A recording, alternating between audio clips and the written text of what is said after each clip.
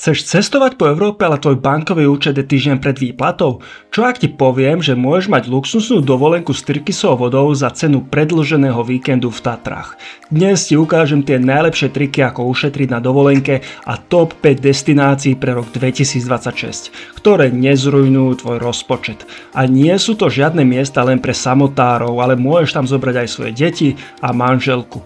Ak ťa zaujíma, v ktorej krajine sú Maledivy Európy, kedy kúpiť tie najlacnejšie letenky a ako dostať neobmedzené dáta v zahraničí, aby ti neprišiel tučný účet za internet, sleduj toto video až do konca.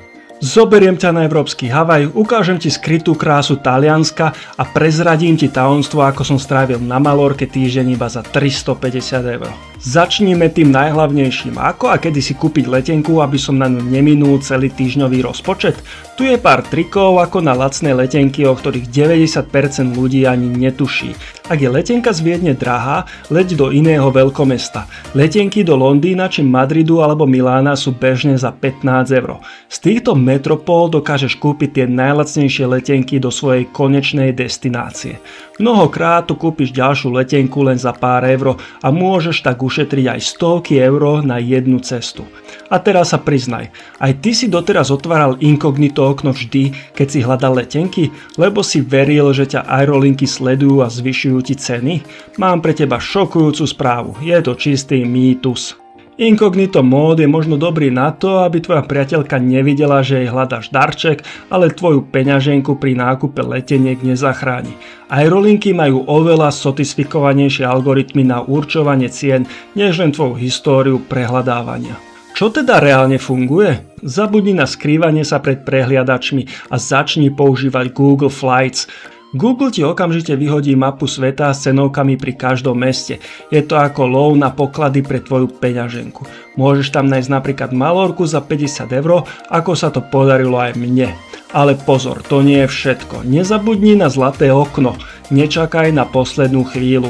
Pre vnútroštátne lety je ideálne nakupovať 1 až 3 mesiace vopred a pre medzinárodné 2 až 8. Vtedy sú ceny letov najnižšie. Pamätaj, že ceny zvyčajne drasticky poskakujú presne 21, 14 a 7 dní pred odletom, takže nakupuj skôr, než sa spustí táto lavína.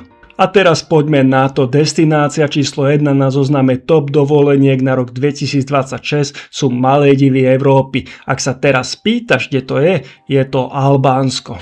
Albánsko je momentálne jedným z najväčších skrytých klenotov Európy. Albánska riviera ponúka tyrkysovú vodu a pláže, ktoré sa vyrovnajú tým najlepším v Taliansku, ale s jedným obrovským rozdielom. Neplatíš tu žiadne vstupné poplatky. Je to miesto, kde sa spája divoká príroda a neuveriteľná pohostinnosť. Do hlavného mesta Tirana lietajú nízkonákladové spoločnosti priamo z Viedne alebo Budapešti. Ceny sa bežne pohybujú v rozmedzi 20 až 40 eur za spiatočnú letenku. A tip navyše, ak nevidíš lacný let priamo, skús letieť na nedaleký grécky ostrov Korfu a odtiaľ sa preplaviť trajektom. Niekedy je to ešte lacnejšie. V Albánsku sa určite oplatí navštíviť Beret, ktorý je zapísaný do UNESCO. Beret je známy ako mesto tisícich okien. Uvidíš tu osmanské domy, ktoré doslova kaskadovito padajú dole kopcom ako architektonické vodopády. Miestni ťa tu často pozvú do svojich kamenných domov na domácu rakiu úplne zadarmo. Taktiež nevynechaj ani hlavné mesto Tirana, ktoré prešlo neskutočnou transformáciou. Budovy z éry komunizmu sú dnes pomalované pestrofarebnými múralmi a mesto je plné štýlových kaviarní, kde život pulzuje dlho do noci. Rozhodne musíš navštíviť albánsku rivieru Ksamil alebo Himare. Nájdeš tu biely piesok a kryštálové more. V porovnaní so zvyškom Európy je tu jedlo neskutočne lacné, len na porovnanie tu nájdeš espresso len za 1 euro alebo kompletnú večeru za 7. Ak sa držíš rozpočtu, Albánsko je destinácia, kde ti peniaze vystačia na oveľa viac než inde. Pri priemerných nákladoch sa vieš zmestiť do 320 až 450 eur na osobu, a to vrátane leteniek, ak ich kúpiš šikovne. Ak si však extrémne šetrný, týždeň v Albánsku zvládneš aj za 250 eur. Presuňme sa z malých dív do európskeho Havaju. Presne tak nazývajú druhú top destináciu, do ktorej sa oplatí cestovať lacno v roku 2026. Priprav sa na exotiku a večnú jar. Zoberiem ťa na Kanárske ostrovy. Ak hľadáš exotiku a nechceš letieť 18 hodín na Havaj, Kanárske ostrovy sú tvoja odpoveď. Hovorí sa im Európsky Havaj a nie je to len marketingový ťah. Máš tu všetko, od bielých piesočných dún, cez čierne vulkanické pláže, až po husté pralesy. Najlepšie na tom je, že tu je večná jar. Aj keď je na Slovensku január a mrzne, tu ťa čaká príjemných 20 až 25 stupňov.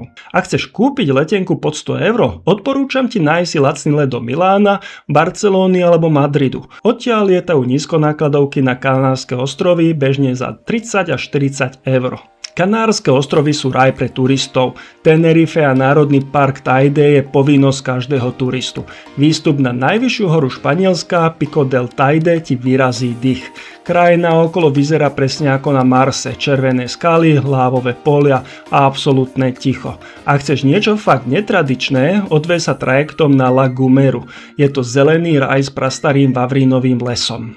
Okrem surfovania a ležania na pláži tu môžeš obdivovať krásy prírody alebo pozorovať hviezdy. Vďaka nízkej svetelnej kontaminácii sú Kanárske ostrovy jedným z najlepších miest na svete na sledovanie nočnej oblohy.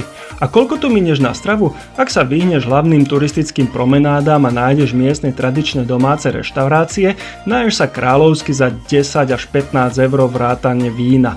Ceny v obchodoch sú porovnateľné so Slovenskom, niekedy aj nižšie pri lokálnom ovoci a rybách. Kanárske ostrovy sú dôkazom, že exotika nemusí stať tisíce. Ak bývaš v hosteli alebo zdieľanom Airbnb, varíš si a požičiavaš si auto s kamošmi, týždeň ťa tu vyjde približne 350 až 450 € vrátane letenky. Ak si vydržal pozerať toto video až sem, je čas, aby som ti prezradil, ako získať neobmedzené dáta v zahraničí za pár drobných a navždy sa vyhnúť predraženému roamingu od tvojho operátora. Stiahni si aplikáciu Holafly alebo Airalo. Za pár eur si aktivuješ eSIM kartu a máš dáta hneď po pristáti bez hľadania miestnych stánkov. Ak ťa toto video stále baví, budem rád, ak ma podporíš lajkom, odberom a komentom. Teraz sa presuňme do našej tretej destinácie. Ak si milovník Talianska, ale pri pohľade na ceny na pobreží Amalfi sa ti zatočí hlava, mám pre teba riešenie. Zabudni na turistické pasce a chod do bary v regióne Puglia. Zatiaľ čo na Amalfi zaplatíš za jednu noc v priemernom hoteli polku svojho rozpočtu, v bari môžeš ostať 4 noci za tú istú cenu. Je to autentické Taliansko, kde namiesto pascí na turistov nájdeš úzke uličky a tú pravú taliansku atmosféru. Nízkonákladovky ako Ryanair či Wizz lietajú priamo z Viedne a ak si šikovný a sleduješ Google Flights, spiatočnú letenku kúpiš bežne pod 40 €. Keď tu budeš, určite navštív Alberobello. Toto mestečko vyzerá ako z rozprávky. Dokonca tu existuje vládny projekt, ktorý ti zaplatí len za to, že sa tu presťahuješ a zrenovuješ starý dom na nový. Ak ťa zaujíma, v ktorých krajinách ti zaplatia len za to, že sa tam presťahuješ, klikni sem. Len kúsok od Bari leží Matera, mesto kompletne vytesané do vápencových skál. Je to jedno z najstarších nepretržite obývaných miest na celom svete. Keď tam budeš kráčať medzi jaskynými príbytkami, budeš mať pocit, že si sa vrátil v čase o tisícky rokov. Zaujímavosťou je, že Matera bola v 50. rokoch minulého storočia považovaná za hanbu Talianska kvôli extrémnej chudobe a ľudia tam žili v jaskyniach bez elektriny a vody. Dnes je to jedno z najfascinujúcejších miest Európy, ktoré milujú aj filmoví režiséri. Nakrúcal sa tu napríklad aj posledný James Bond. Ak sa teraz pýtaš, koľko ťa to bude stáť, priprav sa na to, že poriadne ušetríš. Doprava v regióne funguje skvele, takže nepotrebuješ drahé auto. Stačí nasadnúť na lokálny vlak a za pár eur si v mestečku ako Monopoly či Polignano. Jedlo v miestnych reštauráciách je neskutočne lacné. Tradičná pizza alebo čerstvá pasta ťa vyjde na pár eur, pričom kvalita surovín je na najvyššej úrovni. Blížime sa do finále, ostávajú nám posledné dve destinácie na zozname. Ak ťa už nebaví predražené Chorvátsko, mám pre vás riešenie. V tejto krajine zažiješ Jadranské more, stredoveké hradby a polovičné ceny. Tvoja cieľová destinácia je Čierna Hora. Táto krajina je veľká asi ako polovica Slovenska, ale ukrýva až 117 pláží a 5 pamiatok UNESCO. Je to miesto, kde hory padajú priamo do mora, čo vytvára scenárie podobné nórskym fjordom, ale s poriadnou dávkou balkánskeho slnka. Letenky priamo do Čiernej Hory môžu byť drahé. Namiesto toho let do chorvátskeho Dubrovníka a odtiaľ sa zvez autobusom len kúsok za hranice. Ušetríš stovky eur na ubytovaní, pretože kým v Dubrovníku by si za štvorhviezdičkový hotel platil 500 eur, v Čiernej Hore by ťa taký istý štandard vyšiel na 100. Ak sa chceš vyhnúť veľkým turistickým davom, zameraj sa na menšie mestá, ako je napríklad Kotora alebo Perast. Odtiaľ si rob výlet loďkou alebo navštív tunajšie hradby. Výhľady z hradieb nad zálivom sú niečo, čo si budeš pamätať do konca života. Denný rozpočet v Čiernej Hore ťa vyjde na 50 až 80 eur, najviac dokážeš ušetriť na ubytovaní. A je tu veľké finále. Posledná destinácia na zozname top 5 lacných dovoleniek v roku 2026 je môj obľúbený ostrov Malorka. Ak si doteraz myslel, že Malorka je len pre milionárov, zabudni na to. Ja som tu strávil 5 dní a môj celkový rozpočet bol 350 eur. Letenky na Malorku v Zlatom okne, ktoré som ti spomínal na začiatku videa, dokážeš kúpiť už do 50 eur. Ubytuj sa v menších a tichších mestách, ceny sú tam výrazne nižšie ako v Palme alebo v masových rezortoch. Malorka ponúka zážitky, ktoré sú na svetovej úrovni, ak sa vyhneš turistickým pasiam. Návšteva skrytých pláží, ako je Cala Formels alebo Cala des Mago, určite stojí za to. Tieto miesta sú zadarmo a nájdeš tu priezračnú vodu a biely piesok. Určite ti odporúčam navštíviť aj dračie jaskyne. Síce tu zaplatíš vstupné, ktoré sa pohybujú okolo 15 až 20 eur, ale je to skvelá investícia. Zažiješ tu koncert živej hudby na jednom z najväčších podzemných jazier sveta. Ak si milovník histórie, prechádzka starým mestom Palmy a obdivovanie katedrály je úplne zadarmo. Mnohé pamiatky majú navyše dni so zľavneným alebo voľným vstupom. Ak ťa zaujíma, ako som si užil Malorku len za 350 eur, kedy sa oplatí kúpiť letenku a cez ktorú požičovňu si požičať auto najlacnejšie bez skrytých poplatkov, nezabudni mi dať odber, like a kliknúť na zvonček, pretože sa to dozvieš už v ďalšom videu na kanáli Vycestuj.